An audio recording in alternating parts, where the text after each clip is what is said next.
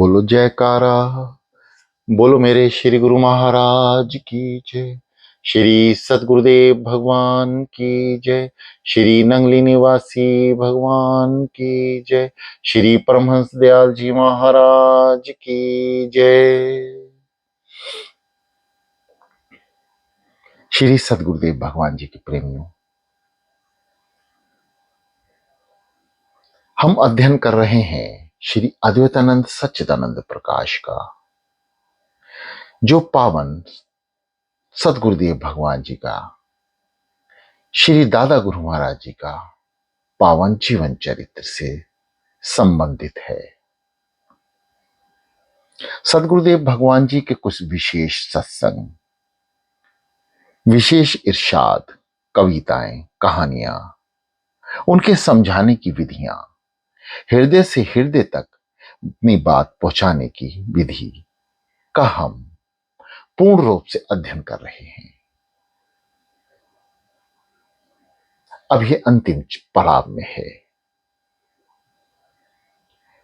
जो विशेष तथ्य सतगुरुदेव भगवान जी ने अपने सत्संग में समझाए, बताए, उसका हम स्मरण कर चुके हैं। कुछ विशेष तथ्य जो हमें जानना परम आवश्यक है। श्री सतगुरुदेव भगवान अपने सिंहासन पर, अपने पलंग पर बैठे हैं और समस्त संगत उनके सामने है। सतगुरुदेव भगवान जी मौन हैं, संगत भी मौन है। श्री दादा गुरु महाराज जी की आंखें बंद हैं,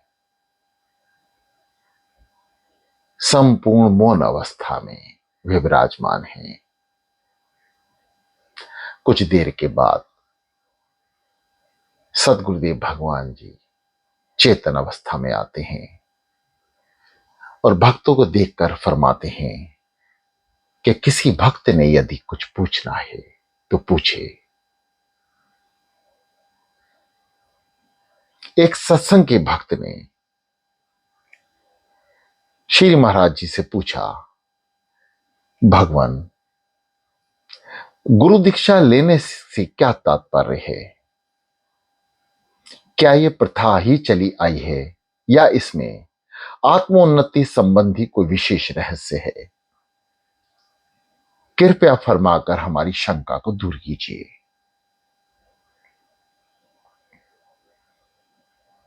सतगुरुदेव भगवान जी ज्यादातर अवस्था में मौन रहा करते थे।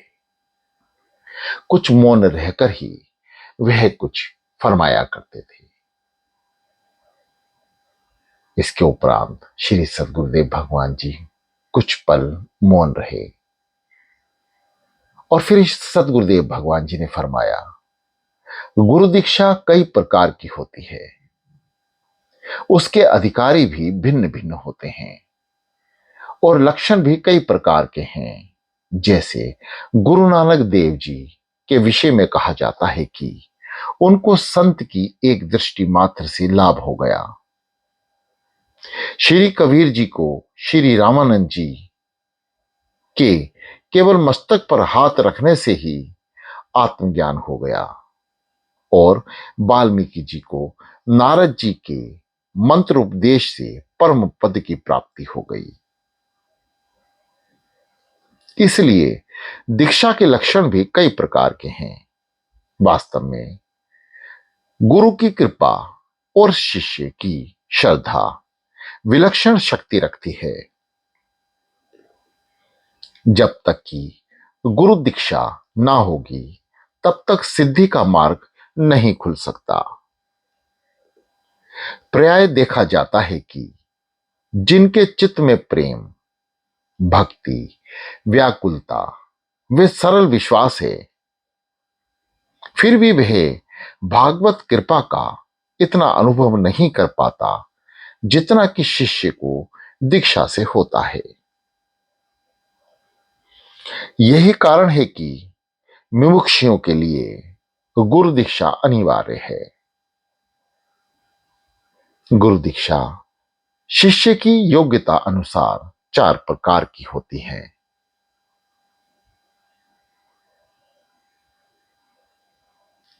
स्पर्श दर्शन,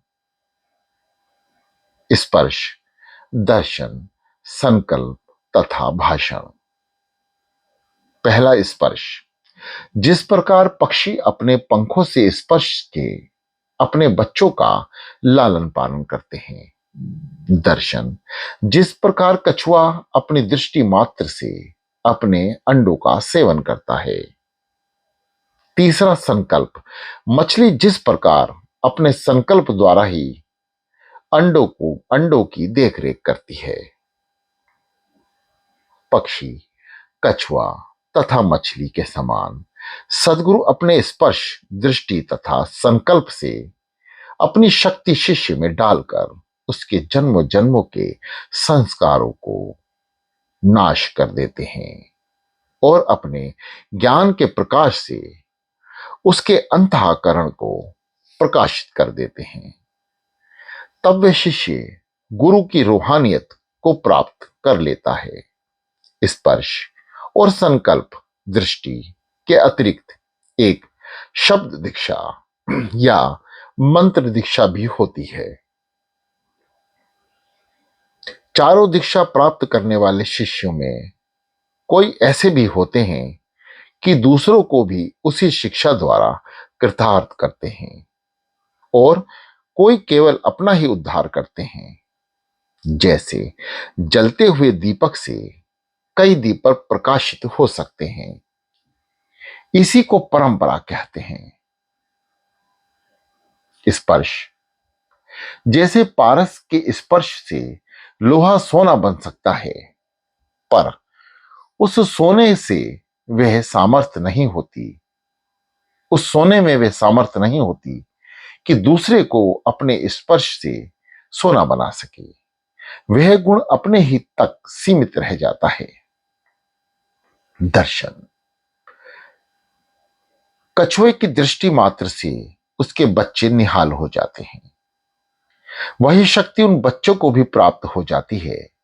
इसी प्रकार सदगुरु की दृष्टि पड़ने से शिष्य में ज्ञान का उदय होता है और जब वे शिष्य गुरु तत्व को प्राप्त कर लेता है तो अपनी दृष्टि से भी दूसरों का लाभ करता है। परंतु चकवी को जो दर्शन से आनंद प्राप्त होता है, वही आनंद वे अपने दूसरे चकवा चकवी को नहीं प्राप्त करा सकता। संकल्प। मछली के संकल्प से उसके सब बच्चे पल जाते हैं। वही सामर्थ्य उन बच्चों को भी प्राप्त हो जाती है, परंतु मामिक्ष अपने संकल्प से जिन वस्तुओं का निर्माण करता है, उन वस्तुओं में वह संकल्प शक्ति नहीं होती। चौथा भाषण।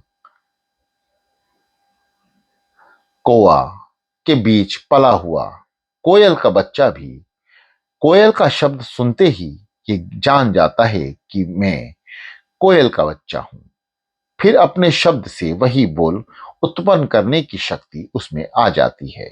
परंतु मेघ का शब्द सुनकर मोर आनंद से नाचता है, पर वही आनंद दूसरे मोर को देने की सामर्थ आ जाती है। दीक्षा का तात्पर्य आत्मा का साक्षात्कार कराना था, परंतु वर्तमान समय में इसका समझना कुछ कठिन सा हो गया है। कारण यह कि एक प्रकार का धन प्राप्ति का साधन सा बन गया है, क्योंकि इस व्यवसाय के लिए बड़े बड़े आचार्य, मठ अधिकारी के एजेंट अर्थात प्रचारक जो स्थान स्थान पर घूमते फिरते हैं, वे सरल हृदय वाले भोले भाले जीवों को ठग रहे हैं। वे मिथ्याचार केवल अपनी उदर पूर्ति के लिए ही है। ऐसे ही लोगों पर यह कहावत घटती है, हरहि शिष्य धन शोक न हरहि, सो गुरु घोर नरक मही पड़ी ही।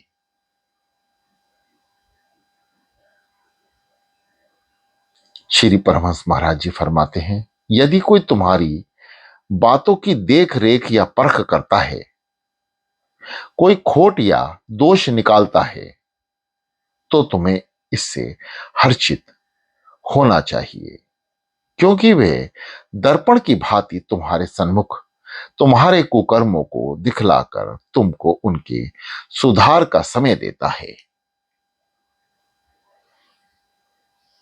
जहां सदगुरुदेव भगवान श्री परमहंस महाराज जी बहुत कम बोला करते थे, वहीं जब बोला करते थे तो हृदय को झंझोड़ते हुए उनकी वाणी समस्त शरीर की इंद्रियों से प्रवेश करती हुई हृदय तक पहुंच जाती थी।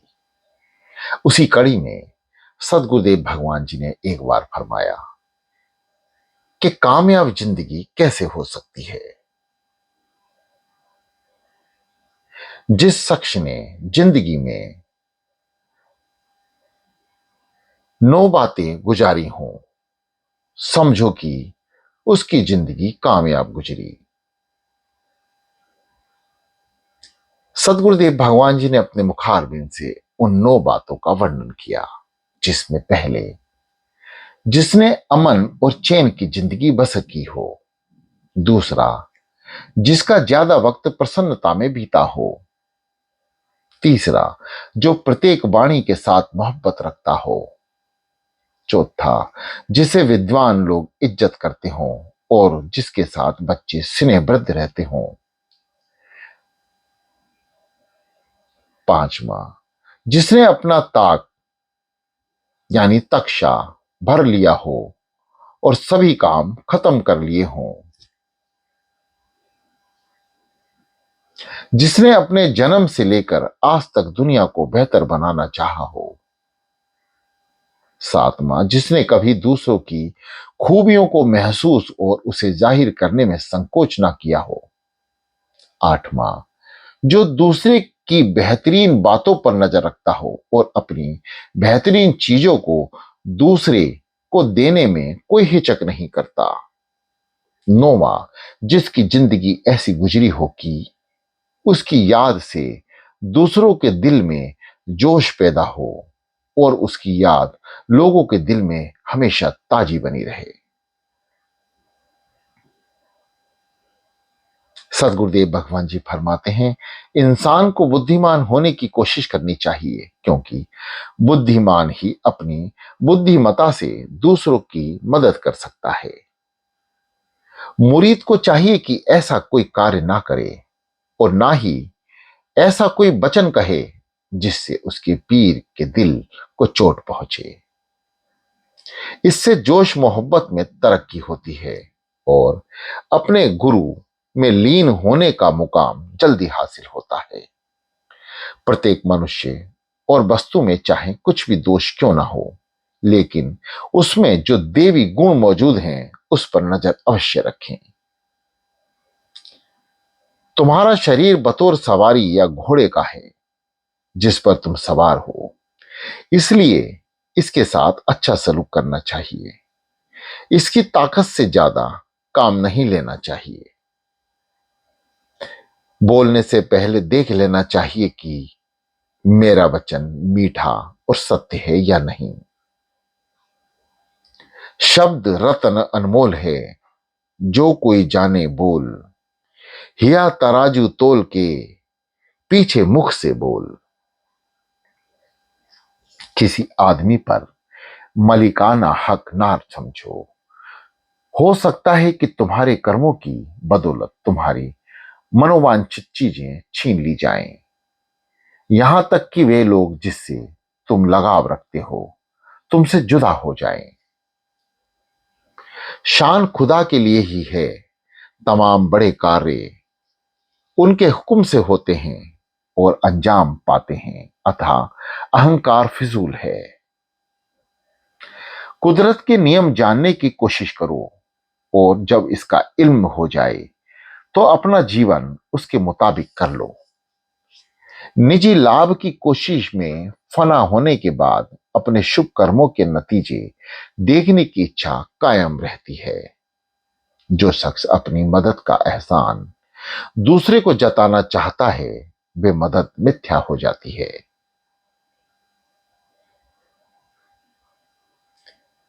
श्री सद्गुरुदेव भगवान जी फरमाते हैं, प्रभु और गुरु प्रेमियों को ये बातें ध्यान में रखनी चाहिए। दबाम यानी उल बजुए सवेद पाक रहना, सदैव पाक रहना। दबाव उल खिलवत यानी सदैव एकांत में रहना। दबाम उल सोम यानी सदैव व्रत में रहना। दबाम उल रावत उल कल्ब बशेख यानी सदैव अपने गुरु से मानसिक संपर्क रखना। तर्क उल ऐतराज यानी आपत्ति की भावना का त्याग। अली अल्लाह बे अली शेख यानी प्रभु एवं गुरु भक्त होना। दवाम उल रजा बगजा अल्लाह तला यानी प्रभु इच्छा पर संतुष्ट रहना।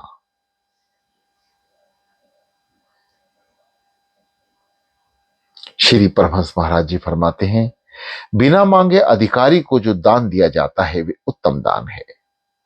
सबसे उत्तम मनुष्य वह है जिसका दिल खुला हो और क्रोध की अग्नि को शांति के जल से ठंडा कर दे। नादान चाहे कितना ही रूपवान क्यों ना हो, उसकी सोहबत ना करें। तलवार कितनी ही अच्छी दिख पड़ती हो, पर उसका कर्म अच्छा नहीं। अपरिचित भी हंसमुख के मित्र बन सकते हैं। कड़ी व कड़वी बात रखने वाले के मित्र भी उससे दूर भागते हैं। रोग, शोक व कष्ट को संतोष से झेल लेने से वे बहुत कम हो जाते हैं। श्री अद्वैत दर्शन के समापन में सदगुरुदेव भगवान जी की कृपा में वाणी, यदि तुमको किसी दूसरे के काम में कोई दोष दिखाई पड़े, कोई अनुचित स्वभाव अथवा बुरे लक्षण दिखाई पड़े, तो उन्हें भूल जाओ या अति नम्रता, प्रेम अथवा प्यार से कुछ समय पश्चात पूछो कि आपने ऐसा किस विचार से किया था, और धैर्य पूर्वक उसका उत्तर सुनकर विचार करो कि तुम्हारी भूल है या उसकी। जब कभी तुमको उसके किसी काम में भलाई दिख पड़े, तो उसे अति शीघ्र कह डालो और उसे प्रसन्न करने का उद्योग करो, प्रयत्न करो, ताकि वे फिर अच्छा और सुकर्म करने को उद्यत होता रहे। ऐसे परम आराध्य